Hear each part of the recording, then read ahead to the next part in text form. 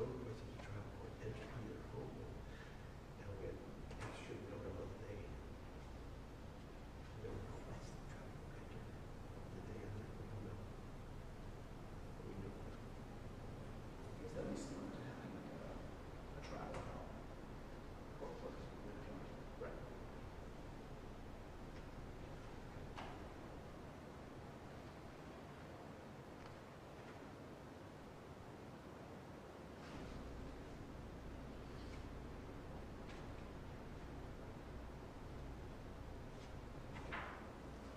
Better arguments.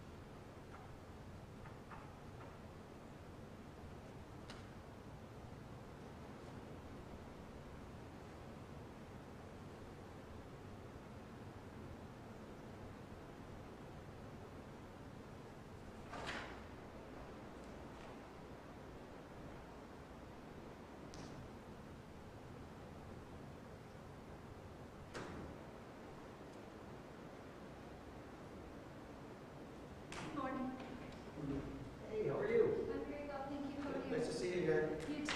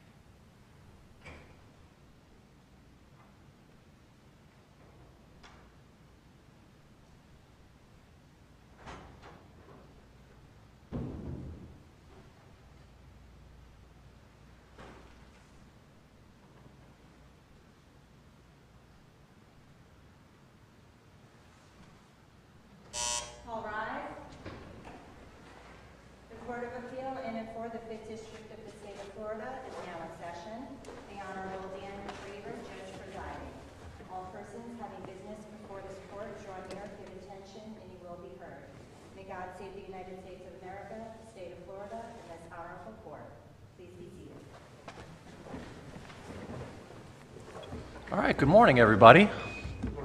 Welcome to a live oral argument session of the 5th District Court of Appeal. My name is Dan Traver. I'll be presiding this morning. I'm joined by my colleagues Rand Wallace and Mary Nardella. Happy to see you all here in person. We've got two cases on the docket this morning. The first is going to be Stephen Craig Butler and Carol Marie Butler versus Clark F. Brown Jr. and Shauna Karen Brown. It's case number 21-1494. We will then call the second case immediately thereafter. Ms. Harris, you are representing the appellant. How much time would you like for rebuttal? 5 minutes, please. 5 minutes sounds great. I don't have to change anything at that point. Floor is yours.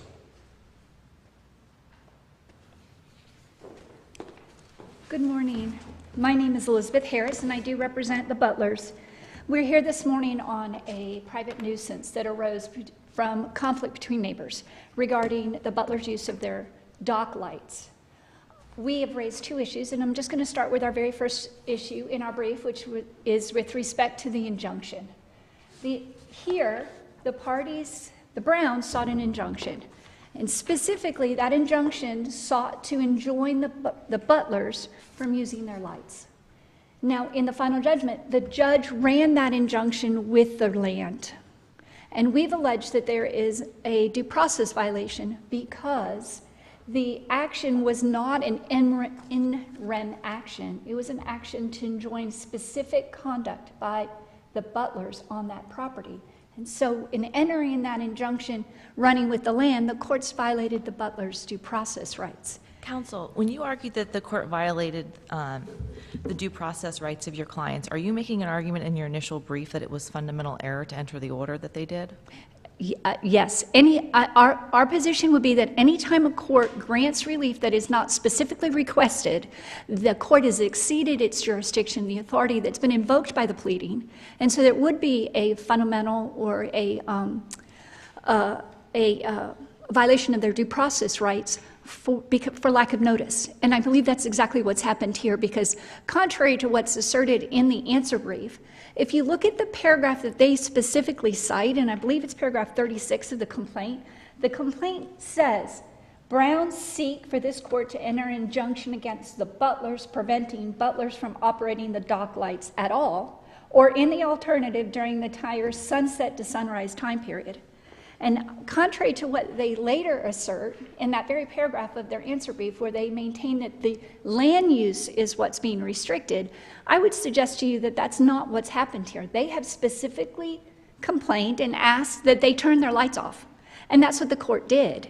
And in addition, the idea that this would run with the land and forevermore prohibit non-parties to this injunction, I would suggest is a violation of due process. Counsel, had it been properly framed by the pleadings, could the Browns, as a matter of law, obtained the type of relief that the trial court granted?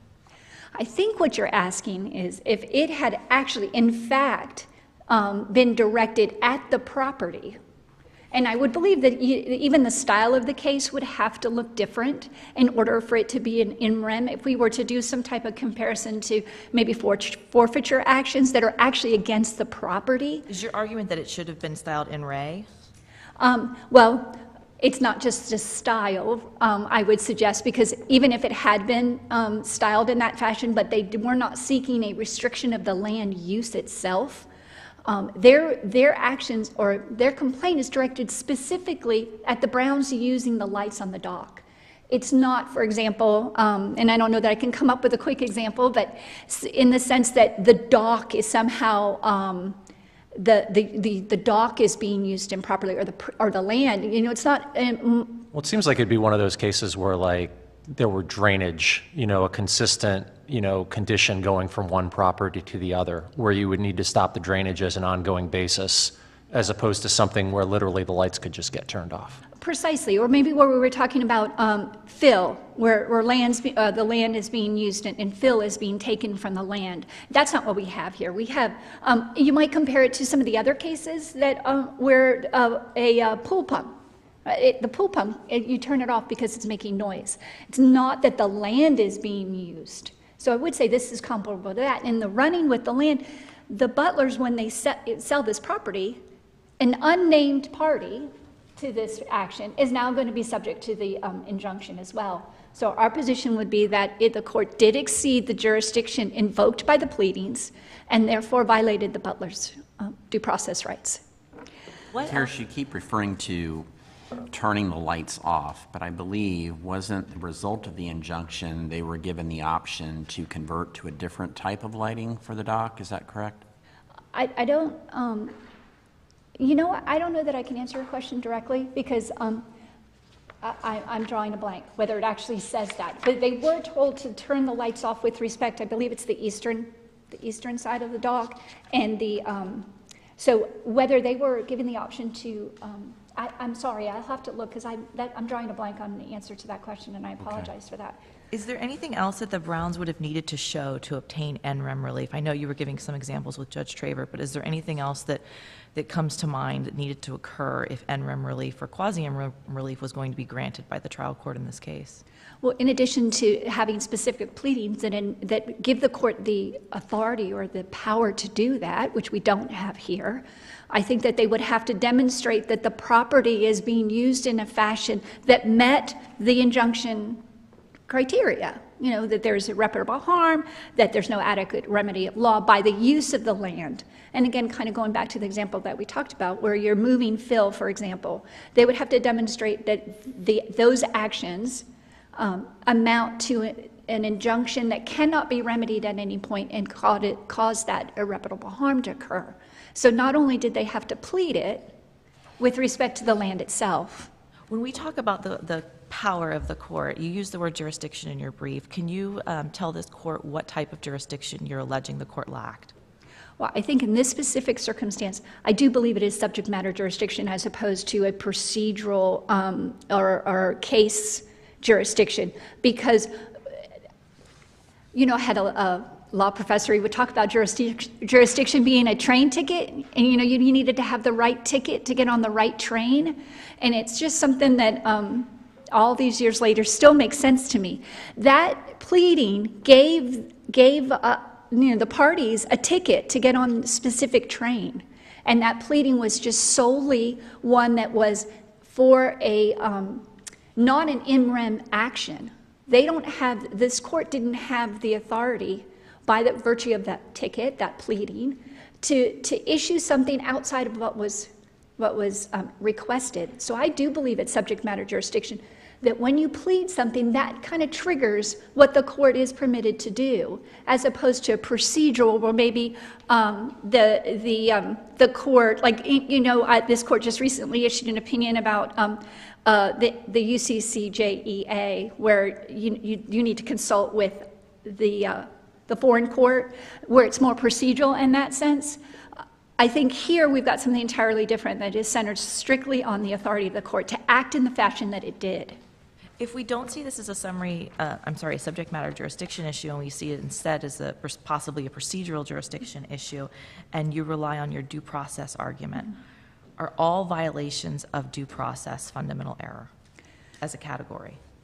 So I think that what we have when you fail to give a party notice to what their actions may be prohibited or what the court may be doing with respect to your in your case here, we have to go from the premise that we have to notice individuals what the court is seeking to do and how your actions may be impacted, and in particular here your property, right? Because this went from we want to enjoin you from turning your lights on to we're actually going to restrict your property forever in perpetuity, because that's what the running with the land would do, contrary to the idea that it's a permanent injunction that's asserted in the brief. But I believe when you don't give notice to what the court can do and what actions you may be prohibited from doing, that is a due process violation. And I think what you might be asking is whether we would need to object or file a motion for rehearing or things like that. I think these do ride to that fundamental basis of a due process that would require reversal in the absence of adequate notice to the court's ability to restrain you in some fashion. In a classic in rem proceeding, you're typically obligated to serve notice on anybody who has any right, title, or interest in the property. You know, you see this with unknown tenants, for example, in foreclosure cases. What effect, if any, should we give that as it relates to your first argument? Well, I think it bolsters the position that this wasn't an in-rem proceeding, because none of that has happened here. So again, how were the Butlers on notice that this was a restriction of their land use? Well, I mean, I'm talking about somebody theoretically other than the Butlers. I mean, you could have somebody who had a right, title, or interest in the land who now has a covenant running against them, and they never had the opportunity to object or say anything about it. And I think what you're asking me is does that, the failure to give that notice alleviate the obligation to do that notice? Am I following your question? I don't think I think I'm asking you what could be classified as a softball question. Isn't that another reason why we would see some due process issues with what the trial court did? Absolutely. Absolutely. I think that goes to the basis that there is an insufficient notice here with respect to the property. And they're distinct. And even what they've asked for, they're talking about enjoying the use of the lights. It's not even enjoying the use of the dock. They're saying the lights in and of themselves. So I think that's important. I'd like to move to our second issue, and because I think one of the what we have here is a view, and I think that goes directly to the point that we raised with respect to the erroneous findings. We have a view here, and the purpose of a view is to explain or clarify the evidence. It's not intended as a fact-finding venture. It's not intended for the trial court to go and make findings of fact that then serve the basis of the judgment. And I'd suggest to you that's exactly what happened here. Was there an obligation to object there?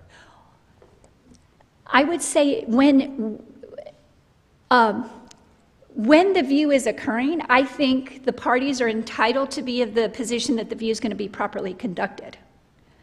And when the final judgment is entered, and in this case, I think we can point to findings that are made directly in contrast to the position that's asserted by the Butlers, the time for objection is passed. And I think that's why we have the problem with a view when a judge crosses that line between making... Factual findings, though, that appear for the first time on the face of the judgment. I mean, that seems like a candidate for a rehearing, Judge. You know, you probably shouldn't have done it that way. I think that the idea that clearly erroneous findings, I'm not familiar with case law that requires a motion for a hearing as to clearly erroneous findings. I don't believe that's what the rehearing rule requires when you have a non-jury trial and there are clearly erroneous findings or an assertion that they're clearly erroneous findings. So I would be of the position that what the trial judge did here was, and I didn't write the paragraph down, but I did quote it, in the final judgment, I believe it's roughly around page 3 or so, the final judgment says the lights were installed under the edge of the dock so that the lights shine out rather than down. As installed, the lights do not shine on the walkway of the dock. At the view, the court had to use a handheld flashlight to be able to see the dock surface to be able to walk on it. Then a couple paragraphs later, referencing the above finding, the trial court found that the lights do not provide security from trespassers. And the reason I think that is so important is because the nuisance only becomes a nuisance if there's no reasonable use. And the Butlers provided, up until this finding by the judge that he independently makes based on his observations, that they'd had trespassers, that they needed to secure the dock, that they'd had people on their dock come both off the river and off the land. And so we have the trial judge making a finding that directly goes to the defense, that there is a reasonable use for this land. The exhibits that were attached as part of the file as well, are those contrary to the findings of the judge, or are those consistent with and cumulative to the findings of the judge? And I'm not arguing with you about as far as the view. I believe if this were a jury trial, wouldn't there be standard jury instruction? I would imagine that would impress upon the jury that what you're getting ready to participate in is not evidence, but is merely provided so that you can maybe gain a context based upon all the evidence that you're receiving in the trial and how that applies. But in this case, you not only have obviously what the judge referenced in what the judge saw, but there are the exhibits that are entered into evidence that may be consistent with the findings. Do you understand? I think I do understand your question, and I don't believe that based from the exhibits that you could reach the conclusion that's in direct conflict with Mr. Butler's testimony. Mr. Butler says, we've had people on our dock, we've had people on our boat, and the walkway is lit as you walk on it.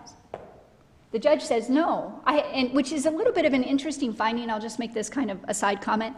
If the lights are so bright, yet the judge needs a flashlight.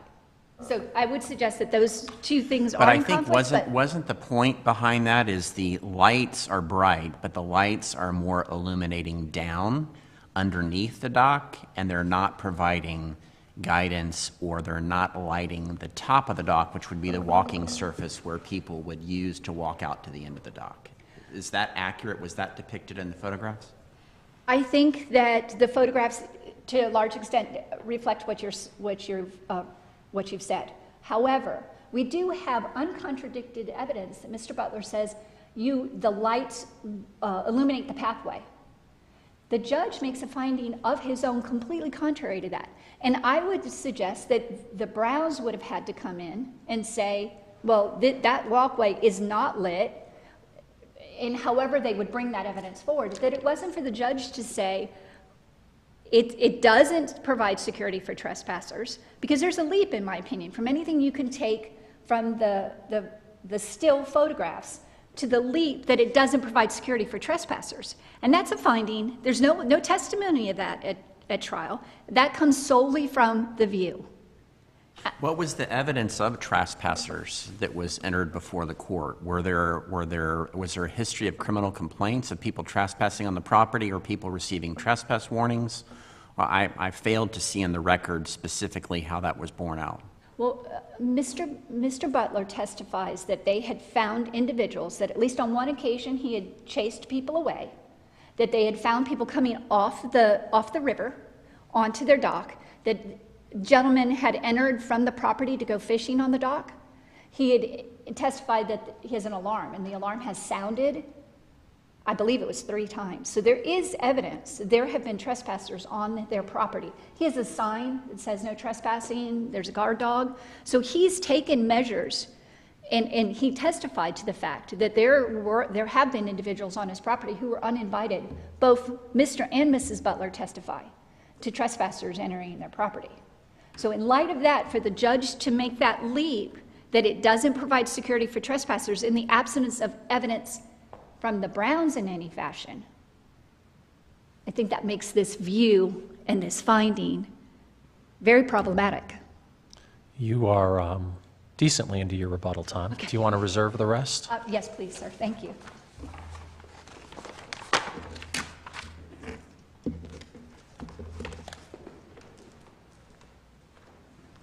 May it please the court.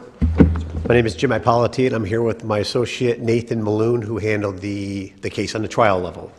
Appreciate your time today. It comes down to these two issues, I think, that we just spoke of, whether we've got a due process violation and whether the judge was justified in his factual findings. I think I can dispose of the factual finding ones relatively quickly. The parties, there was no objection to this view. In fact, prior to the view, there was a list submitted of the places that they would go and visit. And that was filed with the court on May the 4th at 4:35 p.m. prior to the visit. So the parties knew where they were going, what they did.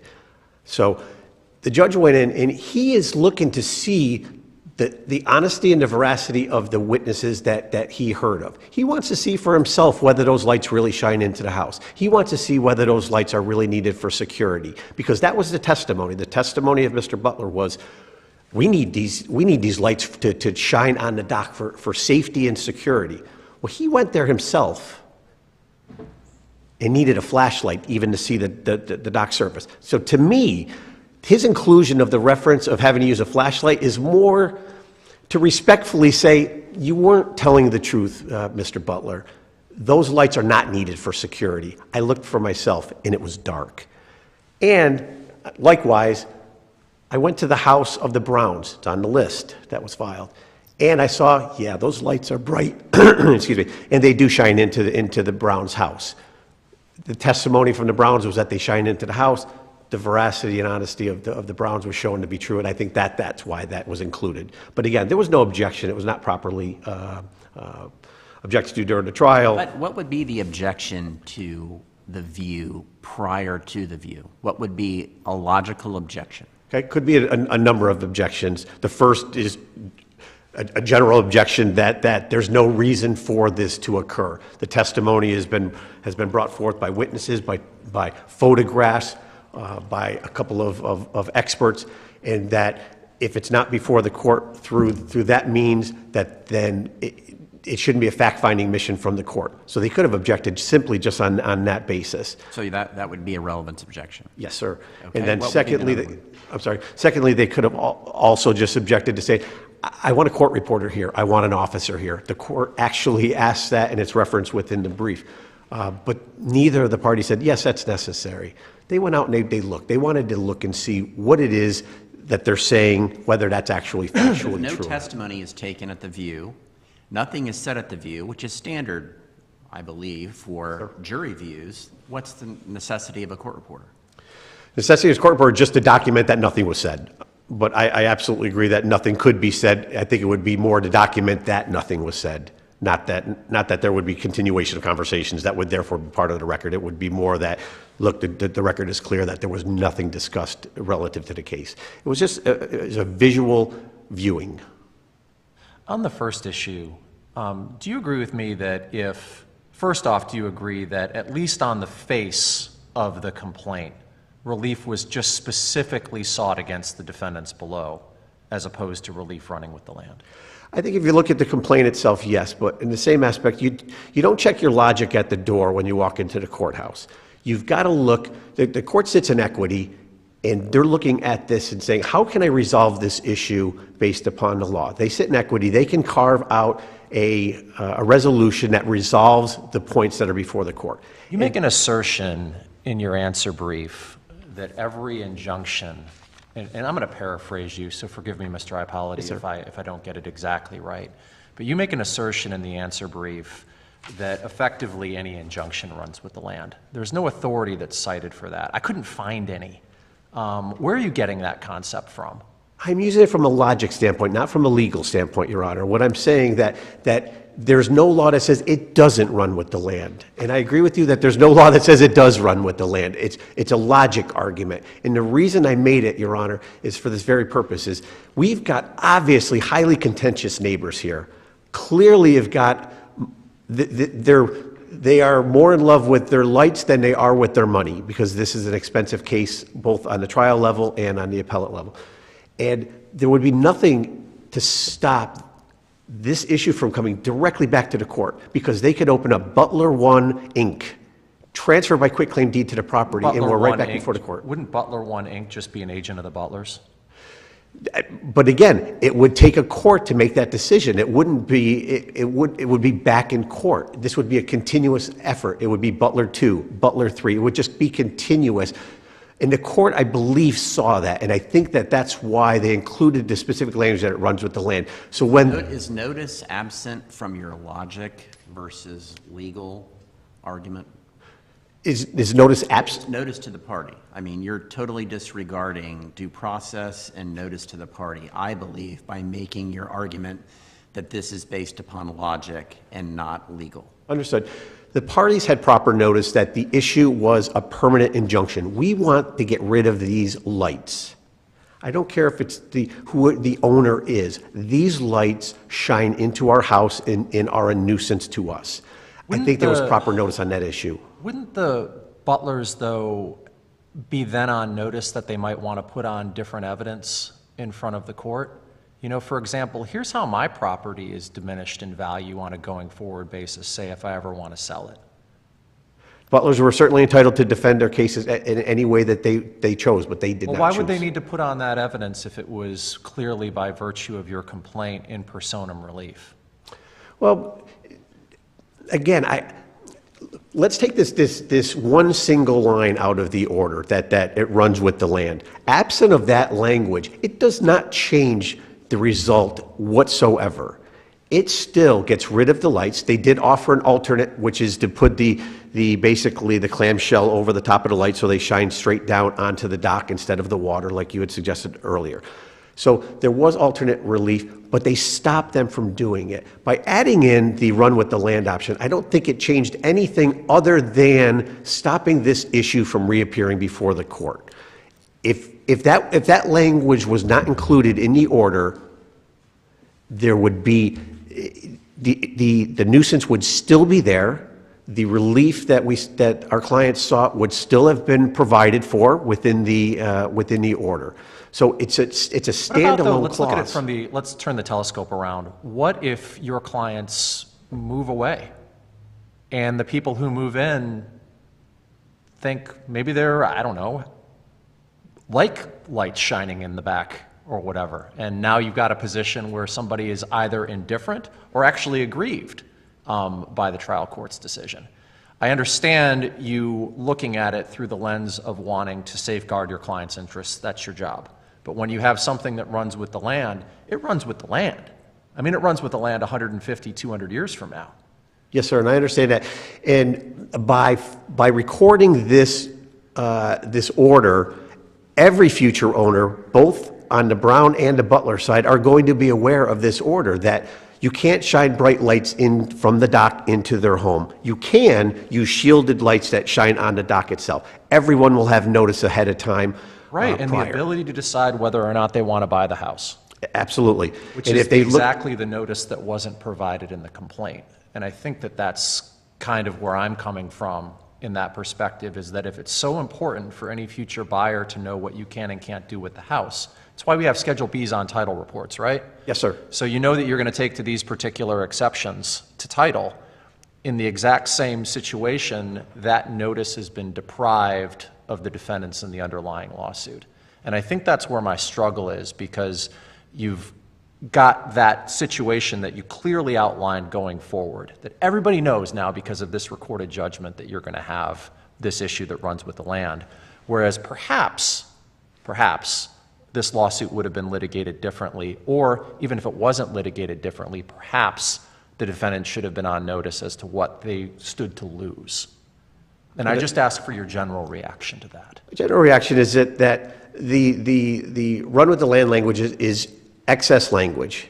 I agree that it was that request was not made within the pleadings. It was added in by the judge, and I think the judge specifically added that in on his own accord, because again, that language does not appear in the pleadings, but to satisfy the equitable need to resolve this issue completely. And I think that, and again, I can't speak for the judge, but in just reading in that, I think that is why it was included. I don't think that the view was this is going to change the rights of future owners. It does. It runs with the land. But I think it was more saying bright lights are not allowed.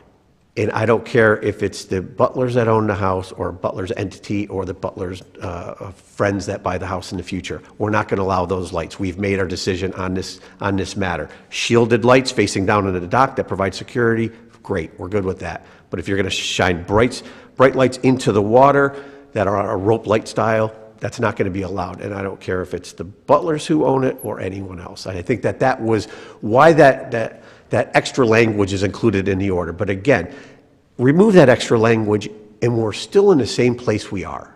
That those dock lights are improper. It's a nuisance. And the court found it, had reasonable reasons to base its decisions on.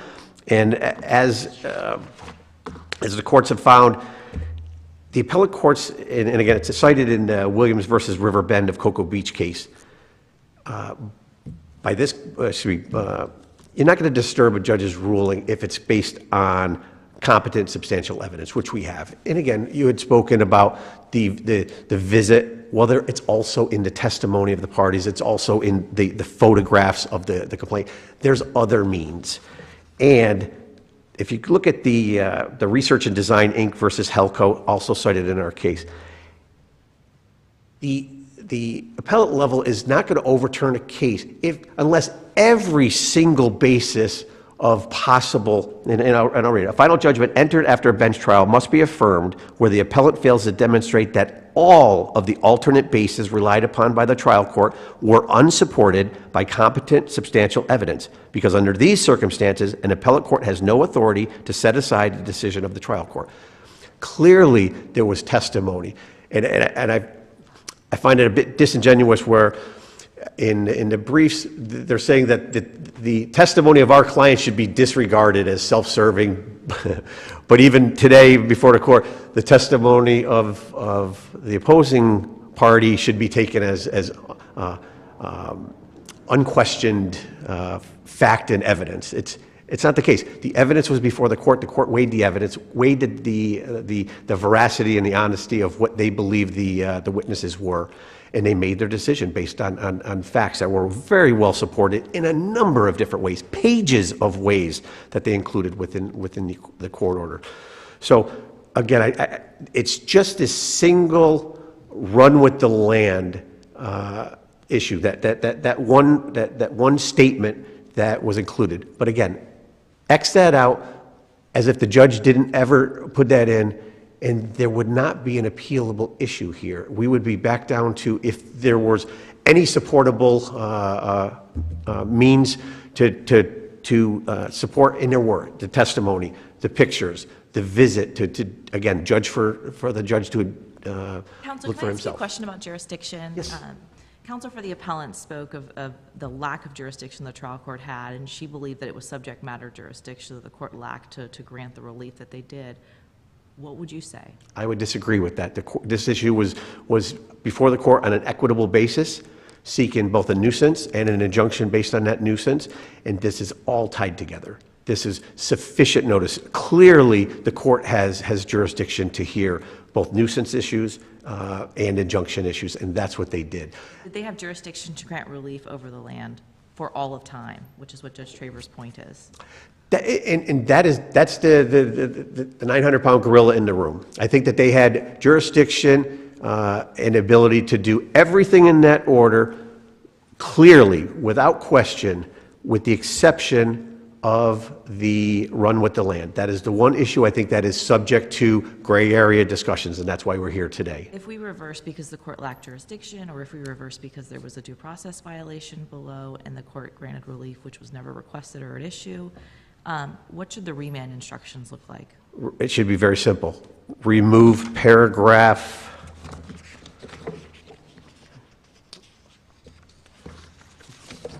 And I ask that because the trial court makes a finding in their order of damages, monetary damages, but then doesn't impose them and seems to grant an alternative form of relief. And that's why I wanted to get you to weigh in on that question.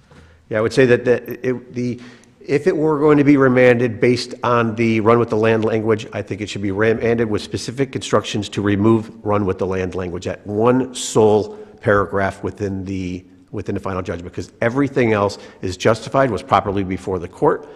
And again, I think gray area that even the run with the land issue was, because I think the court in equity has got the ability to craft a order that they believe to be inclusive to resolve this issue permanently. And that was the method that they chose. Was it the best method?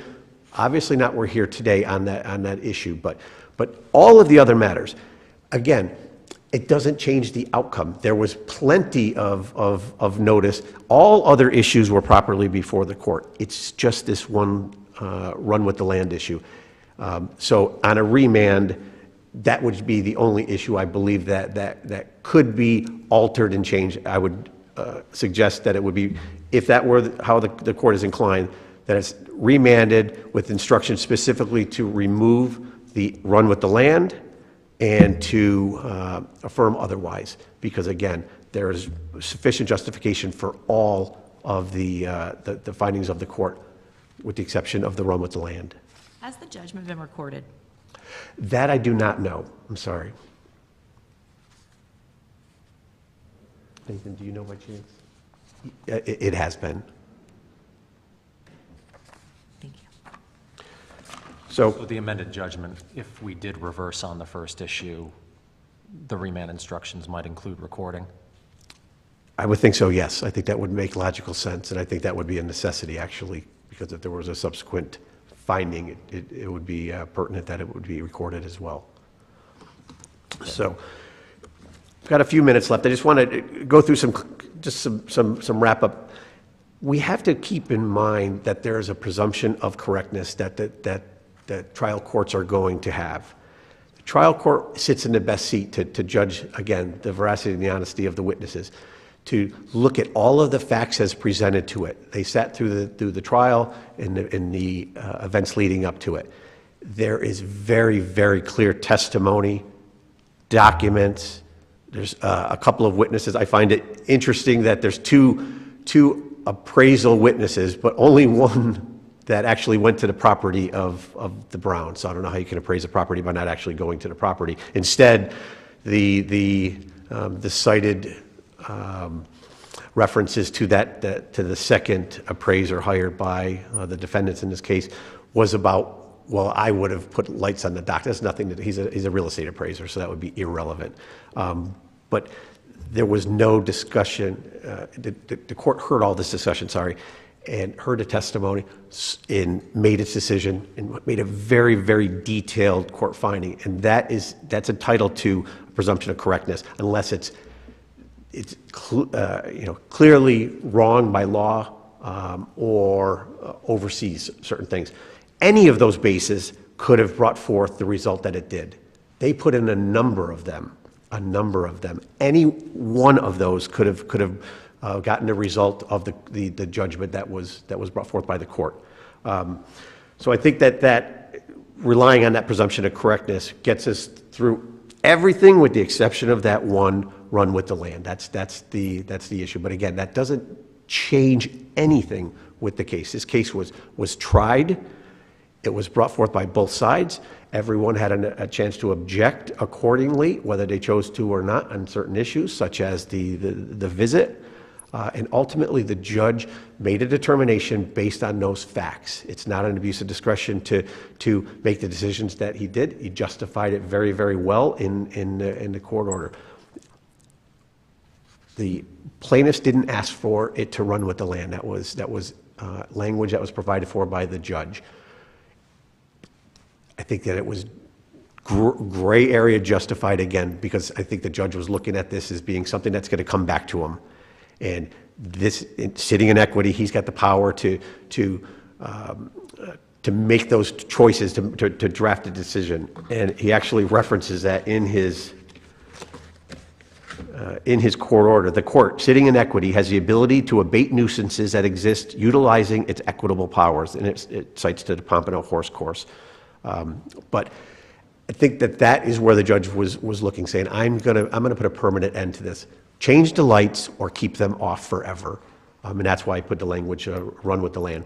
But remove that language. The rest of the court order is very, very clear, very, very justified, and should stay in place regardless of ultimately how you rule on this matter.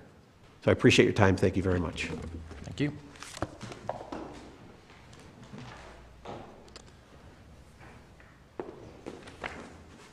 I want to quickly return to the view and the issue of security. I would suggest to you that what we do not have here is a credibility determination, because what happened here is the butler said, we've had trespassers, this lights up the way for the trespassers so they can. When the judge made the finding, I need a flashlight, and it doesn't, the butlers were not able to cross-examine that. They weren't able to bring any type of rebuttal or other evidence to confront that or challenge that. They didn't know that that was what that this fact existed out there or that this evidence was going to be used against them. So that's the problem here, because this isn't a nuisance if there's a reasonable use. And so when the judge made that finding, that's why this, in my opinion, is so important, is because the butlers couldn't come in and ask the judge, well, I'm never good at on-the-spot questions, but what if they said, well, do you wear glasses? Do you walk with a cane? Why did he need a flashlight? We don't know that. And the butlers weren't able to come in and cross-examine that, present some other type of rebuttal, conflicting evidence to that. That's why this is so important. And it goes to the very heart of why this was a reasonable use. So I wanted to spend just a minute, because I only have 50 seconds left, on the harm. Not only do you need an interference, but you need a harm. And we don't have any evidence of harm here. There's no medical records, there's no lost work. And the appraisal, I touch on this in the brief, the appraisal, the lost value, I would suggest to you is not harm. That this is just a potential, and there's some case law, not out of Florida that deals with this, but out of Pennsylvania, I believe, that talks about how that is not a harm that supports a cognizable claim for nuisance. We don't have medical records that these individuals have any ill effects from the lights. There's no missed work. There's no bills paid. We don't have any harm. And it's a two-part. Not only do we have to have an interference, but you need to have a resulting harm, like we would in any tort action, and where there's a lack of evidence of harm here. So, unless you have any other questions, thank you very much. You both. All right, the case is submitted. Thank you both for your presentation. Enjoyed seeing you all. Thank you very much. Appreciate your time. And it is nice to be without masks.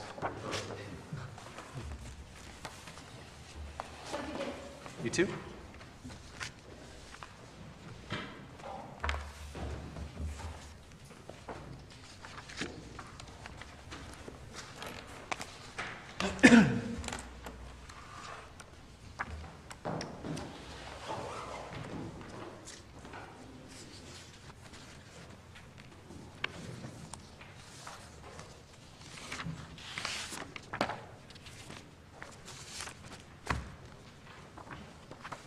All right, our second case on the docket this morning is Kevin Patrick Kelly Jr. versus the state of Florida. It's case number 21-1569. Counsel for the appellant, Mr. Gosney. Good morning, Your Honors.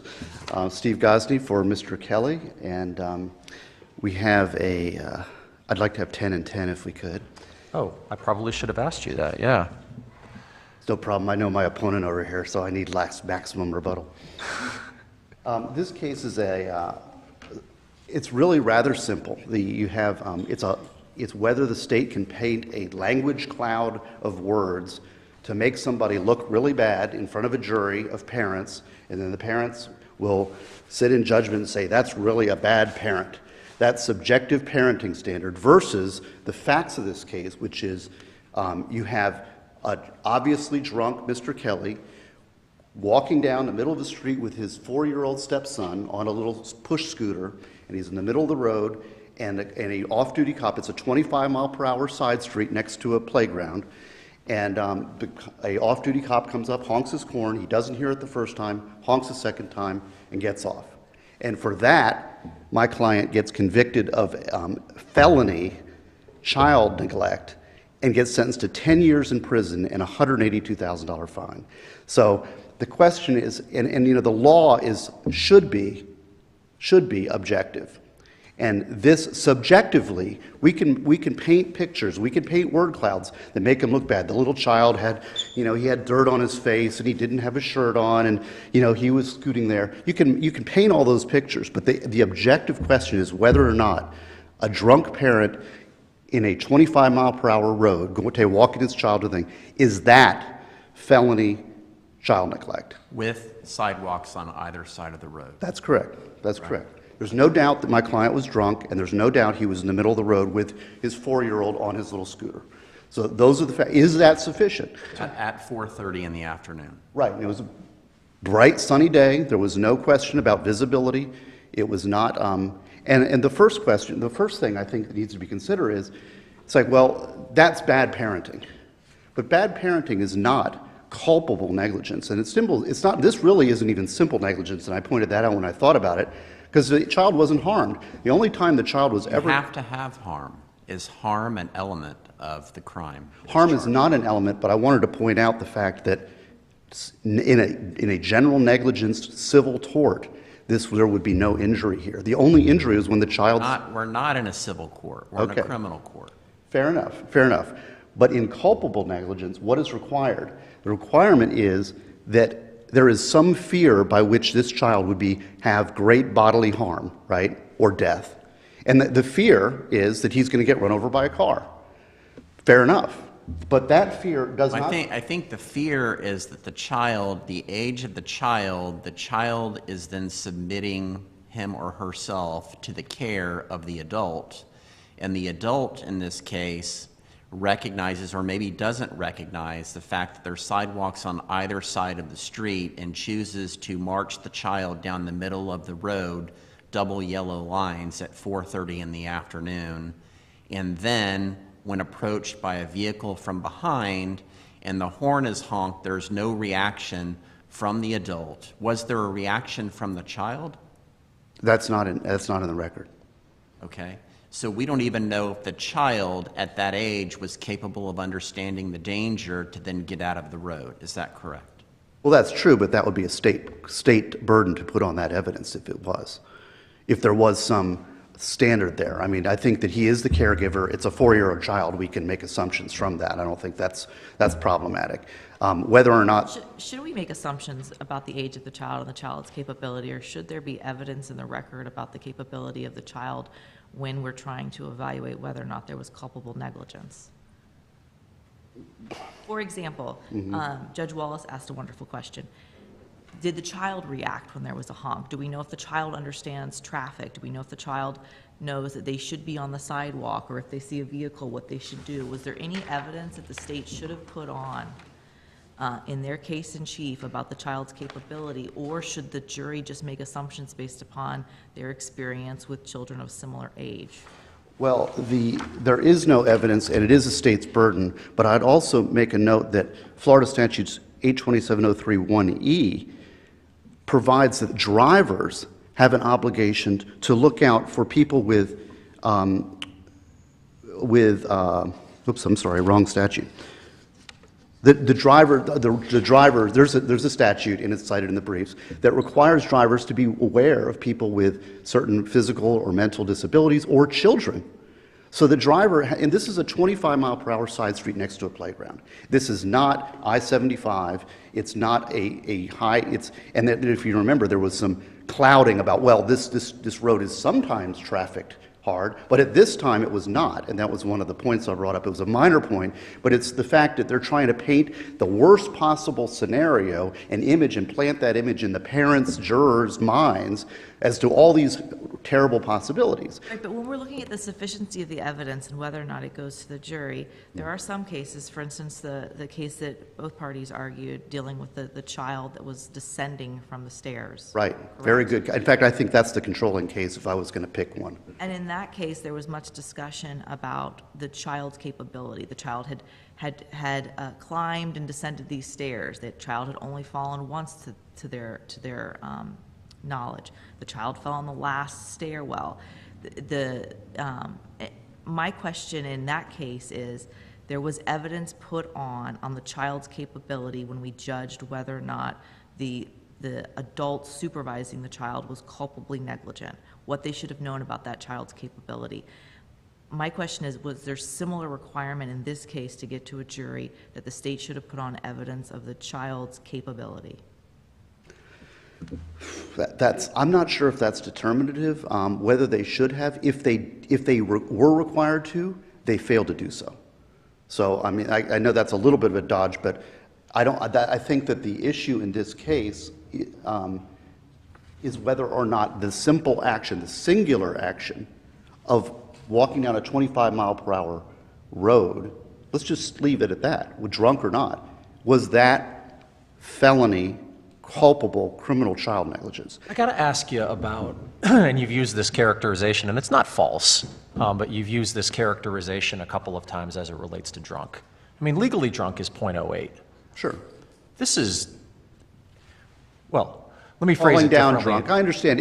He's drunk. How do we view that? Because it seems like it's a bit of a spectrum. Because if it's .08, I think you might potentially be criminalizing every suburban birthday party. If it is, however, 24 beers somehow disappear in the span of 3 hours, the guy literally can't stand up. He's trying to fight strangers, and he's got no shoes on. And we look at that phrase, supervision. How does that bear, that level of drunkenness, statutorily bear on that phrase, supervision? Can we at least assume that a jury might be able to take that into account as to his ability to supervise .08 versus 24 beers in 3 hours? The Medina case talks about that in that this person is completely not paying attention. So in Medina, that person is not paying attention at all. And I would go back to the Florida statutes 316.13015, which requires drivers to pay attention to falling down drunk people in these residential areas or for children. So drivers, is it culpably negligent criminal for him to drunkenly rely on driver's good judgment? Would you at least acknowledge, though, that it's baked into the statute in the sense that the level of ability to supervise based on drunkenness or indifference is a factor that could theoretically be weighed? I'm not certain about that, because are we criminalizing parenting while drunk? That's not the statute. I mean, it's not a felony to be falling down drunk with a child in the house, and there's case law to support that. So would it be then your contention that that's not something that a trier of fact should consider at all? Well, there's a totality. I would say that there is a totality of the circumstances consideration. So, the question, and that's why I want to eliminate these things about he's shirtless and he's got dirt on his face or whatever, he doesn't have shoes on, because those are just facts to paint my client as a bad parent, right? But bad parenting is not the felony. Same thing with falling down drunk and being a parent is not a felony. Or I want to try to separate your issue 2 from your issue 1, because I understand that you're making systemic arguments about the validity of the statute. So let's set that aside to the extent, and I'm not asking you to concede your second issue, but let's set it aside for a second to the extent that we can, and just ask about the statute as it's written, and talk about that word supervise. How can the faculties of the supervisor not be a factor? Well, it is a factor in that it's part of the totality of the circumstances. The question, though, when it comes to a singular instance of alleged child neglect, is whether the fear of great bodily harm, death or great bodily harm, it's kind of that's paraphrasing, but the statute is, what is the feared great bodily harm? And that's why the no shirt on is a red herring, because well, you're talking about two separate things. Right, but it's similar. And I'm definitely going to talk to your colleague about the no shirt on for the child, because as it relates to the reasonable death or great bodily harm of the child going shirtless at 59 degrees, I don't know if I'm there either. But I'm not talking about the child. I'm talking about your client. And I'm talking about his physical state. It is part. I think it's part. It is a reasonable thing for the trial court to admit, because it's part of the totality of the circumstances and his ability to supervise. But what I'm saying is these facts, as given in the totality of the circumstances, are not sufficient to find culpable negligence under the case law. So, I don't. The following the level of drunkenness. Sure, that's a factor, but is that sufficient? I don't think it's sufficient to reach the level of culpable negligence, which is very high, and we are basically, this case is criminalizing drunken parenting or bad parenting, and that's one of the reasons the statutes have such problems. And I'm arguing point 2 as an alternative, because if this case is, if it is a felony, then we are criminalizing parenting, and that is subject to, that's overbroad and vague. I'm going to hold on to some of my time here. Thank you.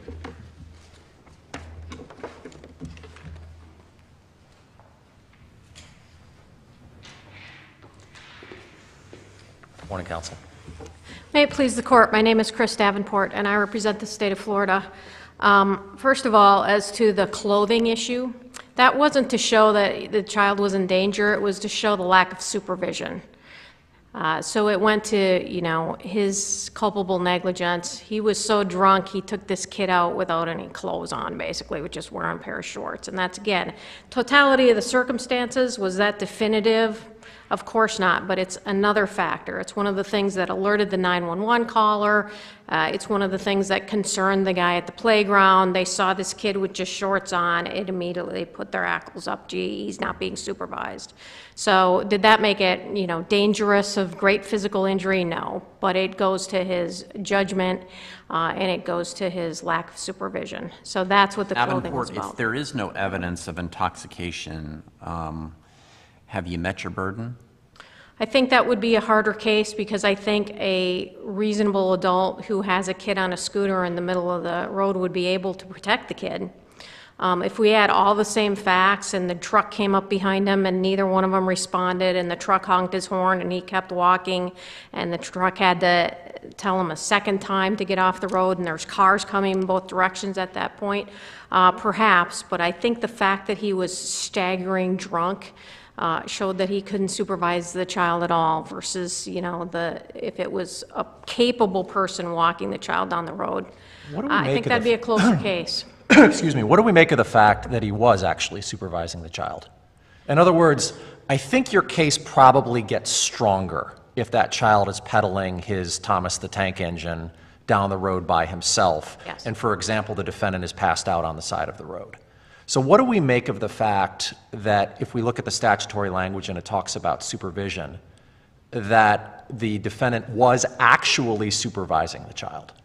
Well, he was actually present. I would submit he was not actually supervising the child. He was with the child, but he wasn't supervising the child because someone who was supervising the child in the middle of the road when a truck came up behind him would have moved the child to the sidewalk.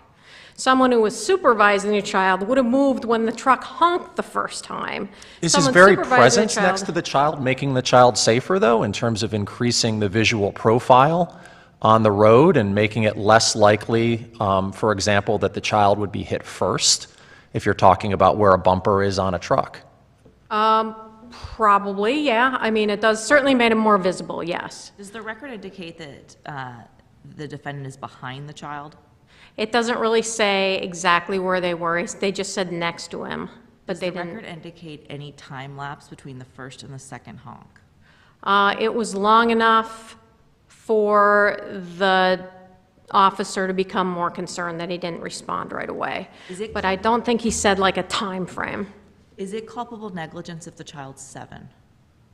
I think that's a closer case, but yes. I would say a 7-year-old who's in the middle of the street with a drunk caretaker, I think that would be closer. It probably depends on the maturity of the 7-year-old in that case.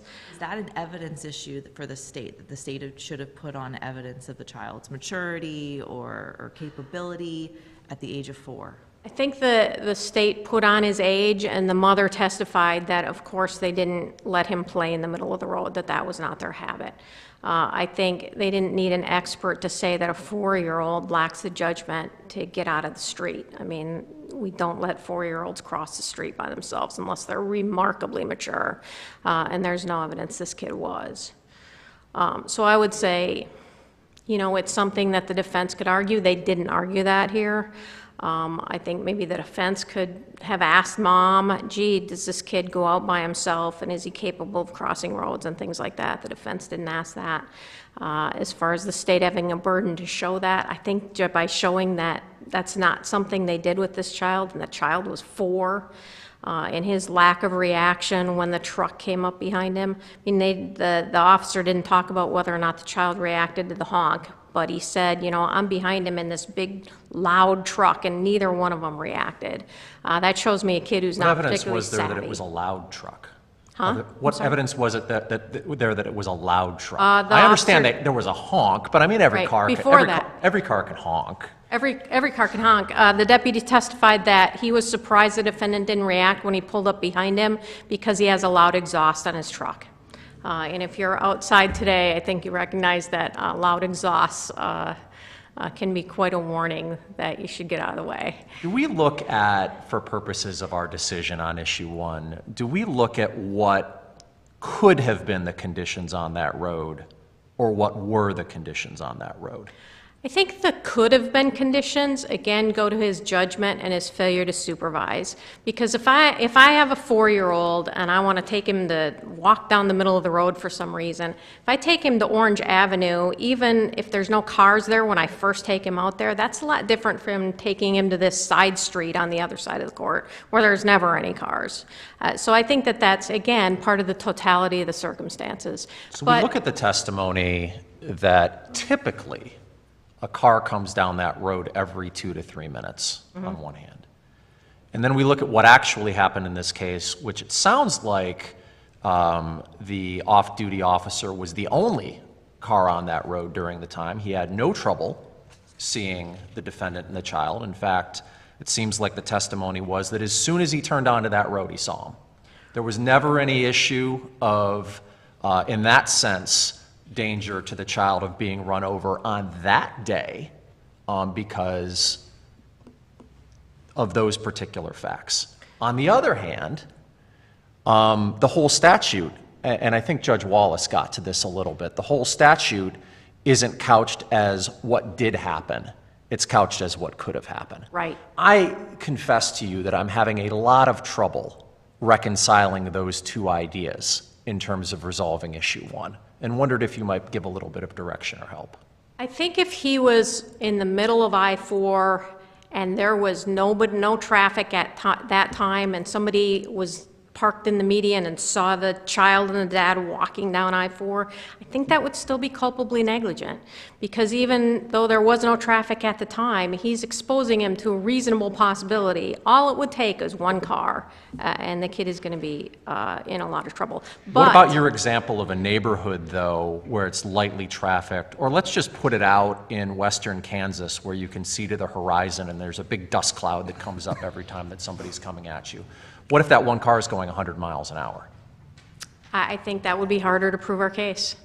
But let me add here that the off-duty deputy wasn't the only car. He was the first car, but he wasn't the only car. He saw him right away, and he even testified. I wasn't that concerned. I think he assumed that they were crossing the road, so they were jaywalking. Is jaywalking culpably negligence? I think that's a harder sell. But by the time he honked the horn the second time, there were 3 or 4 cars behind him and cars coming from the other direction. So we don't have a situation where there's no traffic on the road at the time. Both of those things are the same here. It's reasonably dangerous, objectively and subjectively. There were a bunch of cars there. The off-duty deputy with his big truck with the loud exhaust was holding those cars back.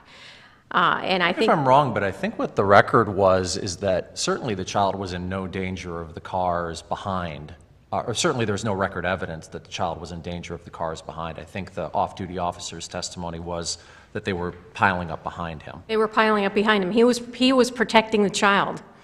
The off-duty deputy was supervising that child better than the defendant was because he was protecting him by putting his truck in front of him. And I think that his testimony further was that by the time he honked the horn a second time, that there might have been a car coming in the opposite direction, but I don't think we have anything other than that. Right, but there were 3 or 4 cars behind him that he was holding back. He was blocking the road with his truck, essentially.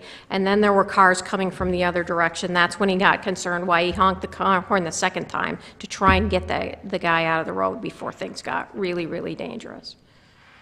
Let me ask you about the instrumentality in terms of the car. I mean, I think what the state's argument has to be is that the child was in reasonable danger of death or great bodily harm of being hit by a car. Yes. Or it's not getting hypothermia or Right. falling down at the playground. All right, Right. so if we're talking about the car, I was looking at the Arnold case. You know, it was the trailer with the knife exposed on the table. And in Right. that particular case, the Arnold court said that just the possibility of the child being cut by the knife isn't going to get you there. So in what sense do we talk about just the fact that it's cars? How do we weigh that?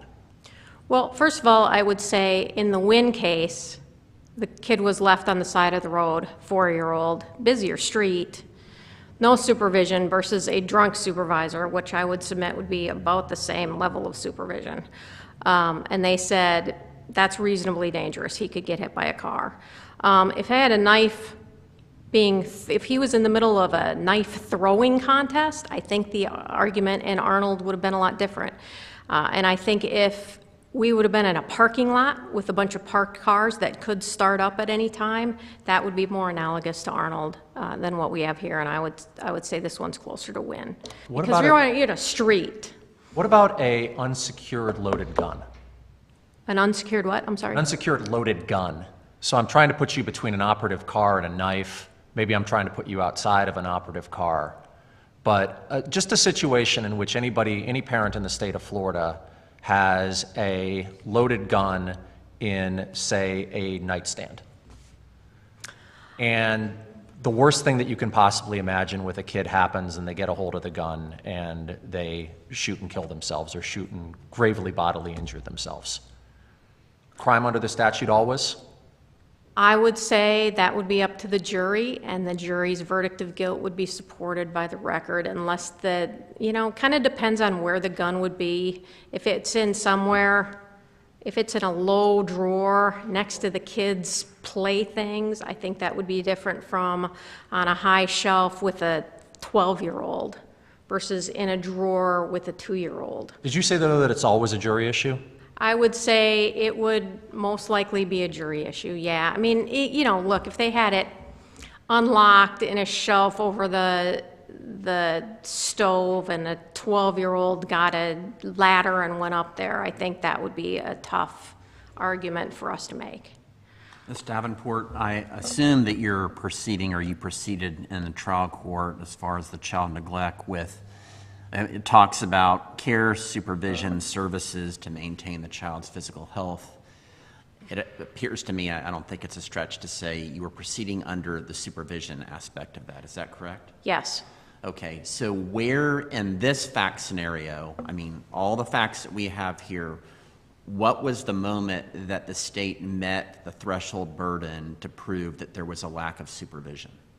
I would say when the off-duty officer turned on that street, there was a car there. It was him. He was careful, thank God. I would say right then, when he's in the middle of the street with a car on it and he doesn't take any action to get out of the road. So you're saying that threshold occurred immediately prior to the off-duty officer honking his horn? I would say yes, that was enough right there. But we have more than that, so if that wasn't enough, we do have more. Okay, and I guess my concern is where does the relevance of the alcohol come in order for the state to prove the threshold? Well, they saw him stumbling on the road before they got behind him. Then the 911 caller said the guy fell down and it took him a while to get up. And then this car got behind him and honked. So this was all in the same time frame. He was stumbling around out there at the time. I think, again, the intoxication adds to it, makes it a stronger case for us. The fact that traffic was backing up makes it a stronger case for us. The fact that the cars were coming from the other direction makes it a stronger case for us. But as far as, if we had stopped all the testimony, I think we had enough as soon as he was in the road with the traffic and didn't get out of there when the loud truck got behind him, didn't react to the loud truck. I have to challenge that in a sense, though, and I think that's a really good question, because if the intoxication doesn't factor into it at all, what if he was having a medical crisis? I think that then you wouldn't have been acting in a culpable, negligent manner. You have to have some kind of so you have to have the Well, that's true, yeah. right? If he was just, or if he had a seizure and fell, that would have been different, I think you have to have the drunkenness. You're right with that. That's true. And it also seems, going back to my questions to your colleague, that you've got to have an appropriate level of drunkenness. Because if you're 0.08, again, in my somewhat facetious children's birthday party example, you have to have a certain level of intoxication in conjunction with going down the road. Absolutely. If he had just had the smell of alcohol in his breath, but he was supervising that kid and just made a dumb decision. That's a lot different from stumbling, drunk, I can't talk coherently, which is what we had here. So going back then So, to Judge yeah. Wallace's question, when is the moment that the state met its prima facie burden to show a lack of supervision? That's a hard question because, I'm always thinking the about the next question, case. Well, no, I don't think so. On issue one it because- is, right? Because if you didn't No. meet your prima facie burden, then it's a reversal. Well, we certainly met it by the time we have the second honk, traffic backing up, and the guy can't get the kid off the road without falling down. I think we met it right there for sure. What's the earliest time, I think, is a trickier question. We certainly met it here because there's all of this stuff afterwards. So you're that kind of added making to your the last totality of the stand. You're circumstances. kind of making your last stand at the second honk. I'm saying it's a totality of the circumstances question, and if you want to cut out some of the circumstances, how much do you cut out and we still win is a harder question. We certainly win with the totality of what we have here, where he's stumbling down drunk, doesn't react to traffic behind him, traffic's piling up, and let me just reiterate that this deputy called this a main thoroughfare. This is not a side street. It's a Saturday afternoon, so it's not as busy as rush hour, but this is a main street that there were cars on. It has a low speed limit, but we all know that that's not definitive as far as how fast cars are going. This is a main thoroughfare that he chose to put the child on. And, in the next case down the line, we have a guy who actually is supervising the child and just makes the dumb decision to walk for 200 yards on a main thoroughfare. I think it's closer without the intoxication, but I think we would still win that. But, again, totality of the circumstances. So it would depend on the age of the kid, it would depend on the traffic at the time, it would depend on a lot of factors. All of those factors weigh in our favor here. I mean, there's a 4-year-old and a really, really drunk parent. I want to take you back to the supervision question, the Salmons case, the woman in the bar. Uh-huh. The reversal in that case was predicated on the fact that even though she was drinking at the time, even though she'd had the one beer and was working on the second, that this wasn't criminal behavior because she was in fact supervising the child. Right. It seems like she came out and met the officer who may have been looking in, so it seems like her eyes were on the child. And again, I go back to the fact that this guy was walking next to the child. You made the response, and I think it might be a good one, that he couldn't supervise because he was so drunk. Is that something, though, that was outside the record?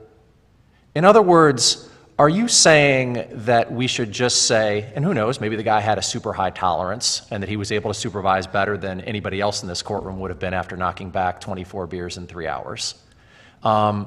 Is that something that should have been part of the state's burden to show that, hey, even though the guy was literally standing there walking next to the guy, maybe not straight, maybe not upright or whatever, but he was in fact supervising at the time?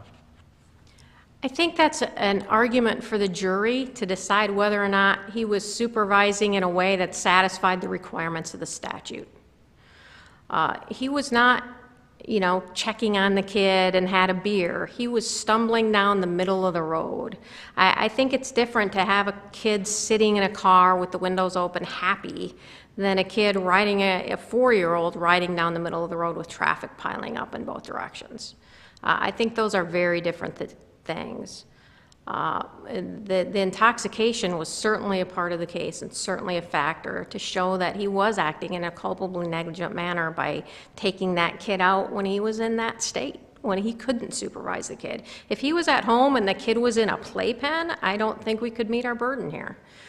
He chose to take that kid out down the road, down to the park, and not walk on the sidewalk, put him in the middle of the road on this little scooter. I mean, he made a lot of willful choices there when he was in a state that he couldn't properly supervise a 4-year-old. But similar to the case with the mother in the bar, there's a barrier between the mother and the child, and that barrier is space, and it's Right. going to take the mother a longer time to respond to any emergency that may arise. Right. Here, there's a barrier, and it is alcohol, because he's physically there. and it's going to take him 2 honks instead of 1 to respond. What do you make of that analogy? I think that's a great analogy. I think that that's very true, that his state of inebriation did render a barrier there. I think the mother in the bar was probably negligent, but culpably negligent is a higher standard. And the jury, by the way, was told about that standard. The state didn't argue, he's just a bad parent, throw him in jail. The jury was given explicit instructions on this and what the standard is and what the state had to prove. So, yeah, I think that's a very good analogy, that it did render the supervision worse. Any other questions? Thank you. If there are no questions, thank you. You have a little bit more than 8 minutes left, counsel. Awesome. The fact is about the gun example that was brought up it was that if there was a loaded gun and it was unsupervised. Well, that case, I would analogize that with the Parrish case, in which you have a father who's being held at gunpoint, the child runs out, 5-year-old child runs out, holds on and says, "Daddy, don't shoot my daddy." And the cop's there at a gunpoint, he puts his gun down, he says, "Order your kid away," because, and the parent says, "No, I'm not going to do that." Kid holds on to him, and there's that interaction. Well, and that was not culpably negligent. Now, why was that not culpably? Because he can rely on that officer to not shoot his child. Same thing that here, that our client can rely on section 316.013015, which says every driver shall exercise due care to avoid colliding with pedestrians and exercise proper precaution upon observing any child or obviously confused or incapacitated person. So that Parrish case goes to the gun example, and it's not culpable negligence. As far as the playground, again, we're getting a little bit of a bad parenting word cloud. Well, this road is heavily trafficked and all, there's these piling up and all that. No, it was Saturday, it was 25 miles per hour. That's a playground, that's a residential playground. The reason it's 25 is because there's children there. And it's a side street, it's not the main road. I think your colleague pointed out that there was record evidence, testimony that this was in fact a main thoroughfare. And if I look at the Wynn case, which is our other road case where the child was unsupervised wandering around the exit ramp of I-275. We don't know what that record was, but the exit ramp of I-275 certainly leaps off the page. Right. In terms of how you view it as I-275, well, by definition, that's an interstate, it's an exit ramp, people are coming off at highway speeds. What do we make as it relates to making this a jury question of that testimony that this is, quote, a main thoroughfare, close quote? Right. Well, again, this is part of the totality of the circumstances. If you read the Wynn case, the facts of that was a parent who intentionally abandoned their child in this high traffic thing. I'm just asking you about main thoroughfare. I'm asking you about that testimony in this case. Well, it's a word description to make the client look bad. The fact is, it's 25 miles per hour. The fact is, it's in front of a playground. The fact is, it was a bright, sunny Saturday, 4 o'clock. It was no visibility questions. Are those conflicts in the evidence, though? If you have, in terms of making it a closing argument, if you have one side saying, and you heard the off-duty officer say that this is a main thoroughfare, and the defense counsel stands up and says, well, he can call it an expressway all he wants, but there's a playground there, it's cars every 2 to 3 minutes, it's a 25-mile-an-hour speed limit, and you'll decide, ladies and gentlemen of the jury, how busy this road was. Do you understand my question?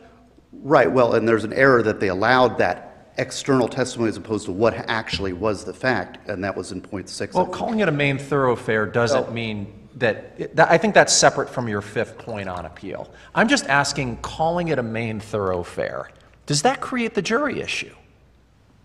I hope not. I hope not. I mean, when I think about 25 mile per hour main thoroughfare in front of a playground, I think of Beach Street along the river here, which I drive home every day. Isn't it a community-based sort of decision, though? Like what might be a main thoroughfare in downtown Daytona Beach might be differently classified than a main thoroughfare in Inverness. But it goes to the facts of this case in that, I mean, well, you were talking about Wynn. And the Wynn case is that the child gets abandoned. He goes crying. The guy slams the door, runs off, leaves the guy there. The kid goes chasing after him crying on a major highway. Now, there's a difference. When you're driving, you exercise a different duty of care on Beach Street here than you do going on to I-4. It's just you don't expect children to be in that area, whereas there's playgrounds and you have a low speed limit, and you have school zone, that gives you extra duties of care in addition to the statutory duty of care. So I think I missed the question, though. What was the... Main thoroughfare?